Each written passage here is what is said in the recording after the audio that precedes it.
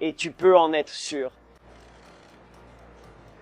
Conformément aux lois de cet État, conformément à la loi en Californie, Nick Reiner n'est pas coupable de meurtre.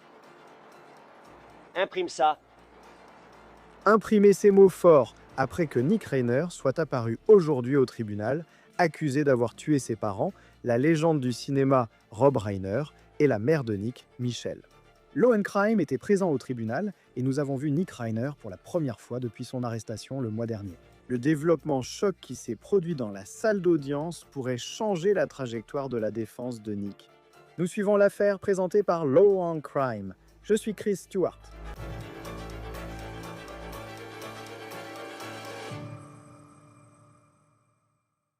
Un rebondissement stupéfiant dans l'affaire du meurtre de Nick Reiner s'est produit aujourd'hui au tribunal de Los Angeles. Et cela s'est passé très vite.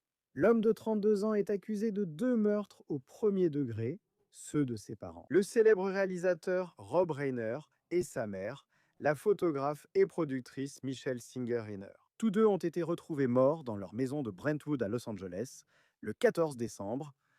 Les procureurs déclarent que le couple a été poignardé à plusieurs reprises. Les chefs d'accusation incluent des circonstances spéciales pour meurtres multiples, exposant Nick Reiner à la prison à vie sans libération conditionnelle ou à la peine de mort s'il est reconnu coupable. Les deux issues sont possibles. L'audience d'aujourd'hui n'a pas abordé de détails macabres ni de plaidoyer, car avant même que Reiner ne plaide, sa défense a fait appel à l'avocat réputé Alan Jackson. L'homme qui se tenait à ses côtés lors de ses premières comparutions est allé dans le bureau du juge, puis il est revenu et a annoncé qu'il se retirait de l'affaire. Soudain, Reiner a reçu un avocat commis d'office et la mise en accusation a été reportée, après qu'il a renoncé à son droit d'être mis en accusation aujourd'hui. Puis ce moment stupéfiant est arrivé. À l'extérieur du tribunal, Jackson s'est avancé vers les micros et a fait une déclaration à la fois théâtrale et réfléchie. Une phrase qui soulève immédiatement des questions sur la direction que prend cette défense. Et vous pouvez en être sûr. Est-ce conforme aux lois de cet État? Conformément à la loi en Californie, Nick Reiner n'est pas coupable de meurtre. Imprimez ça. Imprimez ça. Voici la version courte de comment nous nous sommes retrouvés dans cette salle d'audience aujourd'hui. Reiner a été arrêté quelques heures après avoir prétendument poignardé ses parents, le réalisateur Rob Reiner et la productrice photographe Michelle Singer-Reiner.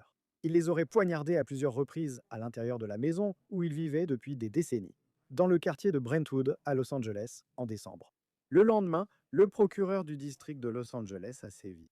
2 chefs d'accusation de meurtre au premier degré, plus une circonstance spéciale pour meurtre multiple. Une accusation qui expose à la réclusion à perpétuité sans possibilité de libération conditionnelle, voire à la peine de mort. À ce stade, nous ne connaissons pas de mobile. Aucun mobile n'a été rendu public pour le moment. Les procureurs n'ont pas expliqué ce qui se serait passé dans la maison, ni pourquoi. Nick est aussi détenu sans possibilité de libération sous caution depuis. Et dans les jours qui ont suivi, une chose a vraiment sauté aux yeux immédiatement, c'est son choix d'avocat, ou à ce stade, c'était son choix d'avocat. Parce qu'Alan Jackson, un avocat de la défense très en vue, l'un des plus grands noms de la défense pénale, est apparu au tribunal au nom de Nick, ce qui montrait vraiment que cette affaire allait être âprement disputée. Nick n'a jamais plaidé. Son audience de mise en accusation avait déjà été reportée, Jackson ayant indiqué que son client n'était pas encore autorisé médicalement. Avant la grande mise à jour qui a eu lieu aujourd'hui au tribunal, je pense qu'il est important de parler des inquiétudes que les gens auraient eues pour Nick Reiner concernant ses années de problèmes de dépendance, ainsi que des préoccupations concernant sa santé mentale. Donc, dans la semaine qui a suivi l'arrestation de Nick, il y a eu beaucoup d'histoires sur son comportement étrange. La nuit précédente, Rob et Michelle Reiner ont été retrouvés poignardés à mort dans leur manoir de Brentwood, à Los Angeles, où ils vivaient depuis des décennies. The Hollywood Reporter a publié un article très détaillé sur la fête de fin d'année chez Conan O'Brien. L'humoriste, l'animateur de talk-show de fin de soirée, une fête où il y avait énormément de célébrités de premier plan. Donc, le Hollywood Reporter a raconté que Nick allait voir des gens à la fête de Conan, leur demandant apparemment qui ils étaient et s'ils étaient célèbres. Lors de la confrontation avec Bill Hader, cité dans l'article, Nick le fixait du regard. Et Bill Hader essayait poliment de se sortir de cette conversation très gênante et préoccupante dans laquelle il avait été entraîné. Franchement, cela ressemble plutôt à une confrontation. Bill Hader dit à Nick qu'il est simplement en train de parler avec quelqu'un d'autre. Et ensuite, Nick le fixe du regard pendant un long moment. D'après cet article du Hollywood Reporter, Nick a affronté ses démons.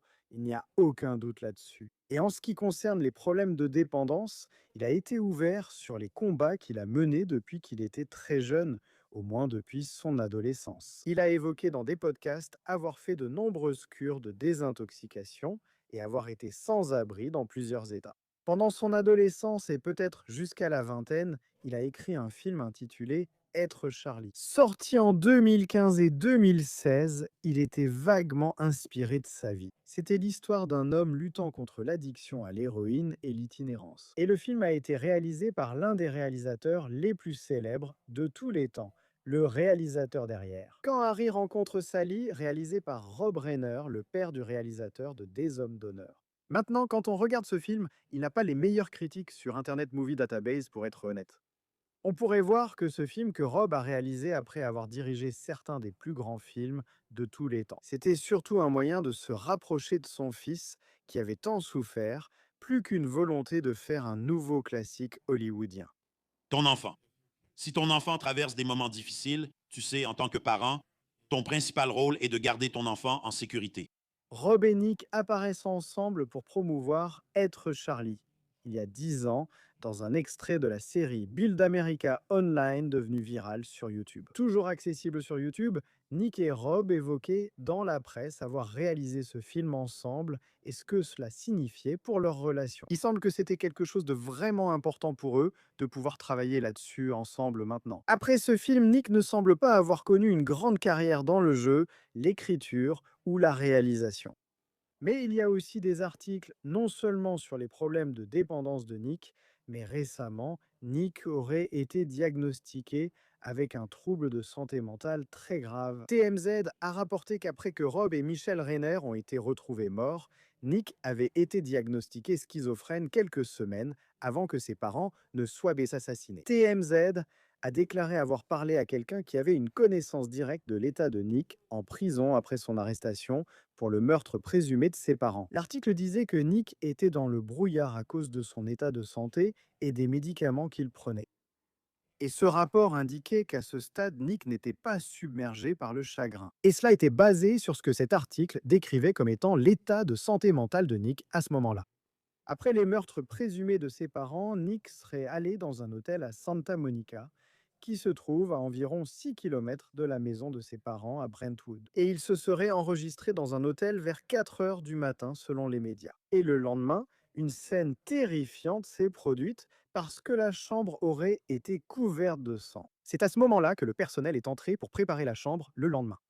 Dans un autre grand reportage de TMZ cependant, et il faudra suivre cela. La police a peut-être fouillé cette chambre sans mandat, et cela pourrait soulever des questions sur la recevabilité des preuves trouvées dans cette chambre devant le tribunal. Mais je pense que nous sommes encore loin de ce point dans cette histoire pour l'instant. Nick a été arrêté par la police à Los Angeles vers 21h30, le jour où les corps de ses parents ont été retrouvés vers 15h.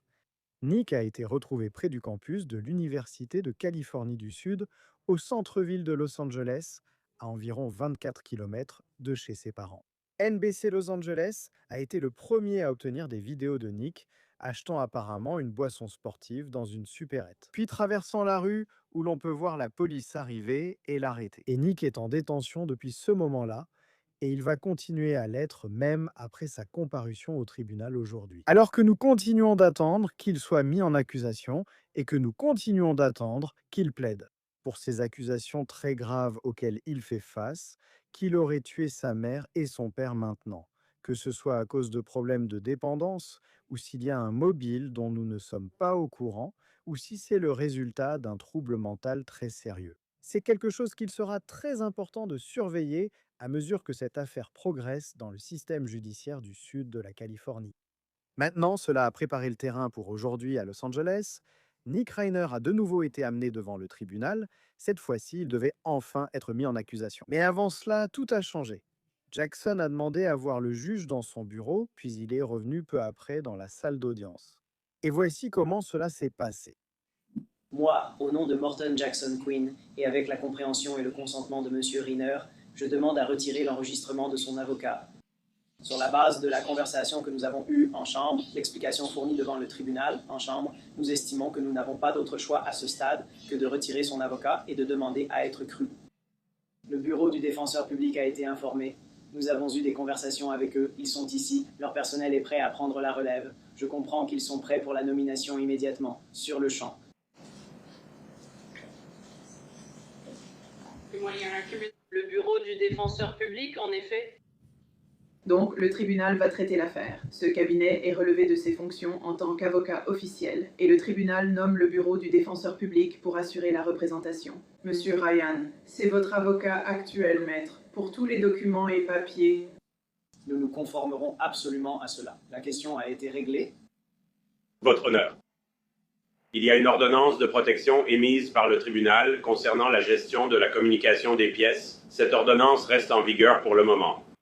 Nous remettrons aussi une copie de l'ordonnance au bureau de l'avocat commis d'office avec les pièces communiquées. Oui, le tribunal le fera. Ordonnez cette ordonnance. Monsieur Daly soulève un point très sage. Je dois respecter l'ordonnance de protection qui m'interdit de transmettre notre dossier à d'autres témoins. Les informations ne peuvent être données qu'à mademoiselle Reed dans son bureau. Je serai en totale conformité avec la mesure de protection du prévenu. Pas de problème. Je crois que l'ordonnance de protection précise qu'elle couvre le cabinet de M. Jackson ainsi que tout successeur. Maintenant... Merci. Vue du prestataire sur cet écran. Merci. Merci. Orateur. Les dossiers du corps professoral sont de retour sur le dossier de Nick Reiner, affaire 25 Conseil de la justice criminelle F08098. C'est drôle. Je suis Kimberly Freed du Conseil municipal des enfants membres du bureau et je vais poser des questions. Merci. C'est un grand honneur d'être représentatif. Merci. Nous sommes là, une dernière fois jusqu'au 23 février. Ce jour-là, c'est le 23 février. Merci. Je vais collaborer avec mademoiselle Green pour obtenir sa découverte avant cette date. Je vais accepter une renonciation prouvant que vous avez été informé de vos droits constitutionnels et légaux à une mise en accusation rapide, votre avocate, mademoiselle Green. Le bureau de la défense publique demande que votre mise en accusation soit reportée à février. Au 23 février 2026 dans ce service. Renoncez-vous à votre droit d'être mis en accusation aujourd'hui pour reporter l'affaire au 23 février 2026 ? Oui, en fait. La discussion retirée. Le tribunal note que le prévenu a volontairement renoncé à son droit à une comparution rapide et que ce Conseil des archives souhaite, dans ce dossier, dans cette renonciation, qui a été fixée pour la comparution dans ce département, le 23 février 2026 qu'il reste, qu'aucune caution ne soit accordée. D'accord, merci. Et pendant que tout cela se déroulait à l'intérieur de la salle d'audience, il y avait des choses que vous ne pourriez pas remarquer simplement en écoutant la retransmission. Car chez Law and Crime, un membre de notre équipe était sur place. Et ils nous disent que Nick Reiner ne semblait pas surpris par ce qui se passait. Avant même que l'audience ne commence, on l'a vu discuter et rire avec les adjoints. Sa tête était rasée, il avait une légère barbe de quelques jours. Il semblait fatigué, mais pas vraiment bouleversé. Son frère et sa sœur n'étaient pas dans la galerie aujourd'hui. Alan Jackson, quant à lui, faisait les 100 pas, croisait les bras, il était sur son téléphone. Il était clairement tendu, d'après ce que notre correspondant dans la salle d'audience a pu voir. Même avant qu'il ne demande à parler au juge, il semblait simplement très tendu à ce moment-là. Une fois l'audience terminée, Jackson n'est pas parti discrètement. Il est sorti directement de la salle d'audience, a passé les caméras et s'est avancé vers les micros. Et c'est là que cette affaire a pris un nouveau tournant. Une fois à l'extérieur du tribunal, Alan Jackson, il n'a pas évité les caméras, il s'est avancé directement vers les micros. Et avant que quiconque ne puisse poser une question, il a clarifié une chose. Ce n'était pas une sortie stratégique, dit-il. Ce n'était pas quelque chose qu'il voulait. J'ai dû cesser d'être l'avocat de Nick Reiner. Des circonstances indépendantes de notre volonté, mais plus important encore, des circonstances indépendantes de la volonté de Nick l'ont imposé. Malheureusement, cela nous a rendu impossible de continuer à représenter Nick. Légalement et éthiquement, il m'est interdit d'expliquer toutes les raisons pour lesquelles je sais que c'est une question que tout le monde se pose. Nous nous attendons à ce que l'avocat commis d'office prenne le relais. Il a déjà été nommé et protège très efficacement les intérêts de Nick Reiner alors qu'il poursuit son parcours dans le système. Mais soyez clairs, soyez très très clairs à ce sujet. Mon équipe et moi restons profondément engagés envers Nick Reiner et ses intérêts. En fait, nous savons, nous ne sommes pas seulement convaincus, nous savons que le processus judiciaire révélera les véritables faits concernant les circonstances entourant cette affaire. Le cas de Nick. Vous savez, beaucoup de choses ont été publiées et écrites ces 3 dernières semaines sur Nick, sa famille et les circonstances. Les spéculations sont publiées. Le 15 décembre, tôt le matin, j'étais à New York quand j'ai reçu un appel. Moi et mon équipe, nous avons tout laissé tomber. Et pendant les 3 dernières semaines, nous avons littéralement consacré chaque heure de veille à protéger Nick et ses intérêts. Nous avons enquêté sur cette affaire de fond en comble, dans les moindres détails.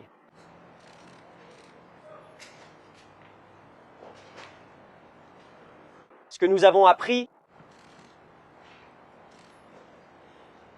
et vous pouvez en être sûr, c'est qu'en vertu des lois de cet État, en vertu de la loi en Californie, Nick Reiner n'est pas coupable de meurtre. Imprimez ça, imprimez ça. Je veux que vous réfléchissiez vite à cette phrase « non coupable de meurtre ». Jackson n'a pas affirmé que Nick Reiner n'avait pas tué ses parents ni qu'il était innocent.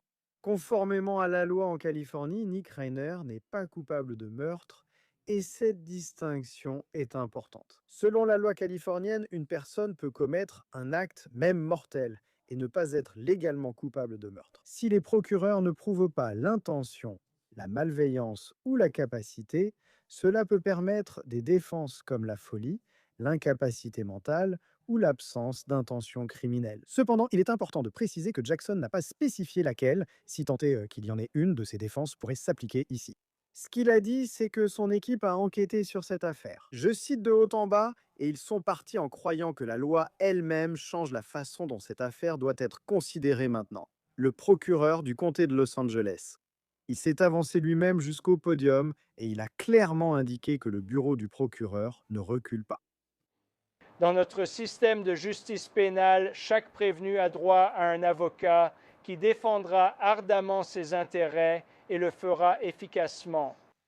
Il en va de même pour Nick Reiner, que ce soit Alan Jackson, quelqu'un du bureau de l'avocat commis d'office ou n'importe quel avocat, il a droit à cet avocat et nous veillerons à ce qu'il l'obtienne.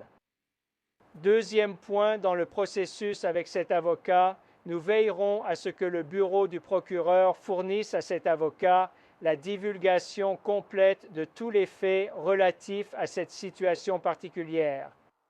Qu'il s'agisse d'entretiens, de n'importe quel type de vidéo ou de rapport d'experts, nous veillerons à ce que cet avocat obtienne les informations nécessaires pour représenter efficacement son client devant un tribunal.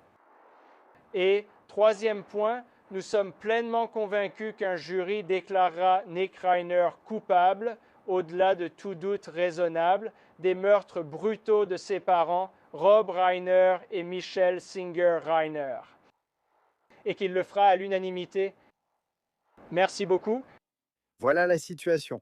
Nick Reiner est détenu sans possibilité de caution et est désormais défendu par un avocat commis d'office. Pas l'avocat pénaliste de renom, probablement très coûteux, Alan Jackson, que vous vous souvenez sûrement du procès de Karen Reed, où il avait obtenu un verdict de non-culpabilité. On s'attendait à une défense très médiatisée, mais il ne sera pas aux côtés de Nick Reiner. Quant à la mise en accusation de Nick Reiner, où il devrait enfin plaider, celle-ci a été repoussée au 23 février 2026. C'est tout pour l'affaire présentée par Law & Crime. Abonnez-vous à notre chaîne YouTube et à Spotify, et vous pouvez désormais retrouver l'émission sur Peacock. Je suis Chris Stewart, à la prochaine.